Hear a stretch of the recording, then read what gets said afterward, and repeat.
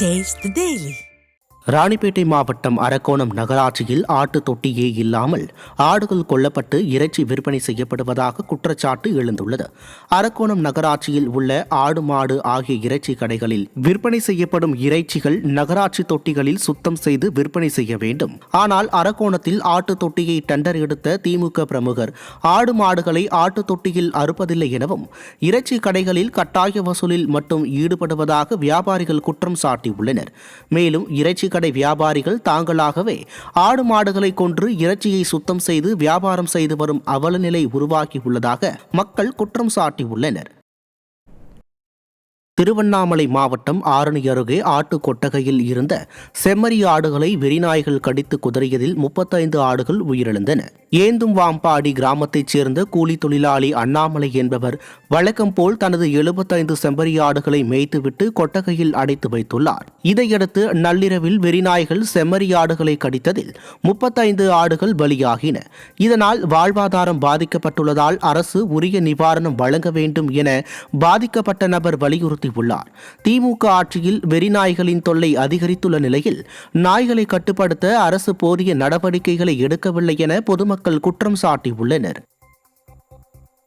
புதுச்சேரி அருகே குப்பை மேட்டில் திடீர் தீ விபத்தால் வாகன ஓட்டிகள் அவதியடைந்தனர். சுற்று வட்டாரங்களில் உள்ள தொழிற்சாலைகளின் இறைச்சி கழிவுகள் கோட்டக்குப்பம் ஈசிஆர் சாலையோரம் தொடர்ந்து கொட்டப்பட்ட நிலையில் அப்பகுதியில் திடீர் தீ விபத்து ஏற்பட்டது. தகவலின் பேரில் சம்பவ இடத்திற்கு விரைந்து வந்த தீயணைப்பு வீரர்கள் தீயை அணைத்தனர்.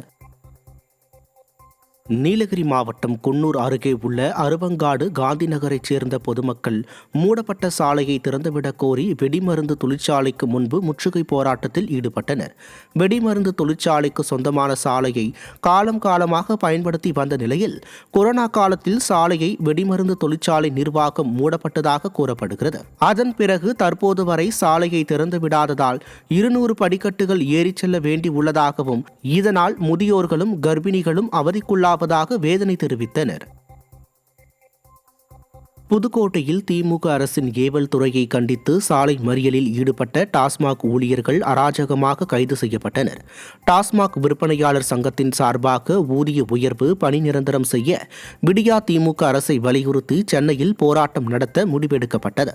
இதில் பங்கேற்பதற்காக இரவு 11 மணிக்கு பேருந்து நிலையம் வந்த டாஸ்மாக் ஊழியர்களை காவல்துறையினர் தடுத்தனர். இதனை கண்டித்து சாலை மறியலில் ஈடுபட்ட டாஸ்மாக் ஊழியர்களை காவல்துறையினர் அராஜகமாக கைது செய்தனர்.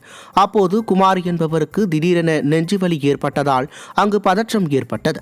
இதனால் பீதியடைந்த காவலர்கள் அனைவரையும் விடுவித்தனர்.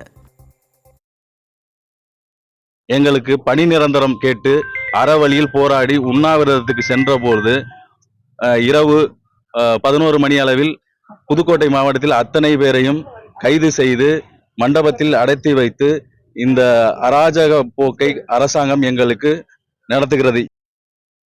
தஞ்சாவூர் மாவட்டம் கும்பகோணம் சுவாமிமலை கோயிலில் பக்தர்களுக்காக போதிய அடிப்படை வசதிகளை கோவில் நிர்வாகம் செய்து தரவில்லை என பக்தர்கள் குற்றம் சாட்டியுள்ளனர்.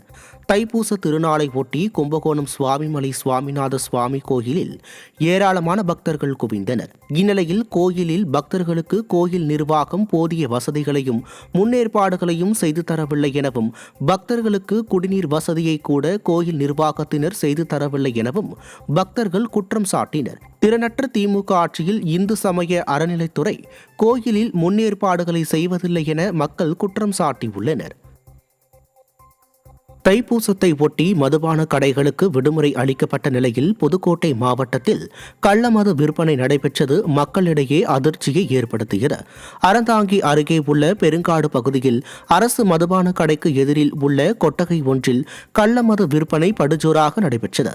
தீய சக்தி திமுக ஆட்சியில் கலால்துறை மற்றும் காவல்துறையினர் ஆழ்ந்த உறக்கத்தில் இருப்பதாலும் திமுக அரசு அதிகாரிகள் துணையோடும் துணிச்சலாக கள்ளமது விற்பனை நடைபெற்று வருவதாக மக்கள் வேதனையடைந்தனர்.